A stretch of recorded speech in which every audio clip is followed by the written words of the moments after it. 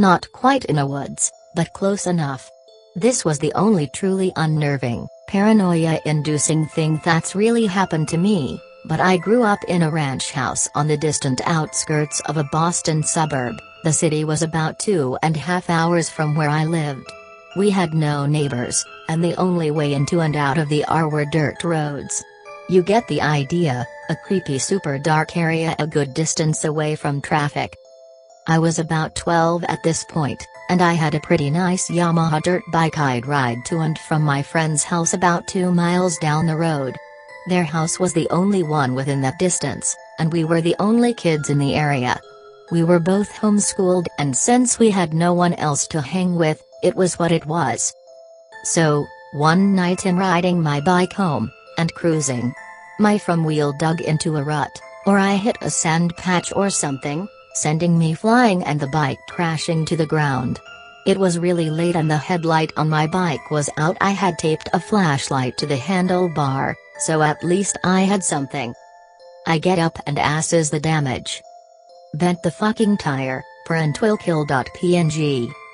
The flashlight flew off somewhere off the road, and anyone who's been in a dark woodsy area of Mass knows what level of ungodly bullshit the scrub is on. After a few unsuccessful minutes of looking for the flashlight, I decide to say screw it and walk the last mile back to home. It was a fairly straight shot and I'd just come back in the morning with my dad's pickup to get the bike. I start walking, and even though I had lived in those woods my entire life, paranoia starts to set in. I was young and alone, and the woods were completely silent. We lived near October Mountain State Forest. Road looked like this but more twisty. No sound whatsoever, like completely dead silent. Something is wrong. I walk further, and just as I start to really freak and acknowledge the gut feeling to run, I suddenly feel incredibly queasy. In fact, I'm so dizzy and faint that I fall to a knee, and my breaths begin to feel a tad labored. Oh great, I'm really concussed. Dad is literally going to skin me alive. I take a seat on the road. I walk just far enough that the shrubbery and uneven terrain blocks the bike from sight. Instead of feeling better as I sit, I feel weaker and weaker. I end up laying back on the dirt, struggling to breathe at this point. I didn't know if it was a panic attack or if I had somehow broken something without realizing it. Either way, I was so weak I couldn't lift my head off the dirt, and my limbs felt like lead. At this point I had decided this was not normal, and I might actually be in trouble. I began to fall sleepy, and remembered that concussion plus passing out equals big problems.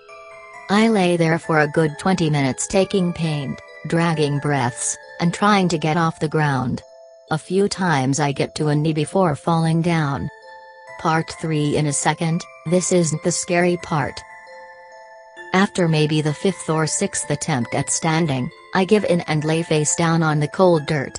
It was late October at this point, which is ironic, since October Mountain, and the ground was rock hard and freezing. I start seriously panicking, and thinking I was going to fall asleep and die here overnight before anyone found me. In the middle of me pondering my mortality, I hear a low growl coming from the side of the road, no more than 5 feet from where I was laying. I gasp and start crying, laughing, completely hysterical. I couldn't move a single muscle, and now some kind of dog was going to make me its dinner. I mean, I felt completely paralyzed. I couldn't even wiggle my toes, fingers, like everything was frozen. The growling gets angrier, peaking loud enough to be a dull roar, then cutting off. Another growl starts up on the other side of me, and then the initial one too. I'm still laying frozen and helpless in between the two growls when something grabs me by the ankle. It felt like a gloved hand, wrapped tightly around my leg. It drags me 1 foot in a violent, jerking motion. I start sobbing silently, unable to wipe the tears away. That one jerk was all there was, and suddenly more and more growling sounds. From the left, right, up, down, it was total sensory overload, and with each second dozens of growls joined the chorus. I heard and felt an enormous crack, like the sound traveled through me and shook every particle of my being. That same second, the growling all cut off at once. From each and every direction, in one instant, the sound of 100 packs of coyotes cut off. Instantly and inexplicably, I was slapped into motion. I jumped to my feet and booked it straight down the road towards home. I cried as I ran, the tears streaking behind me. I sprinted up to the storm door, and slammed it shut behind me. I locked it and ran straight to my room. My parents were asleep, and what would waking them up do? I ran to my room and huddled for the rest of the night, shaking and sobbing and snotting everywhere.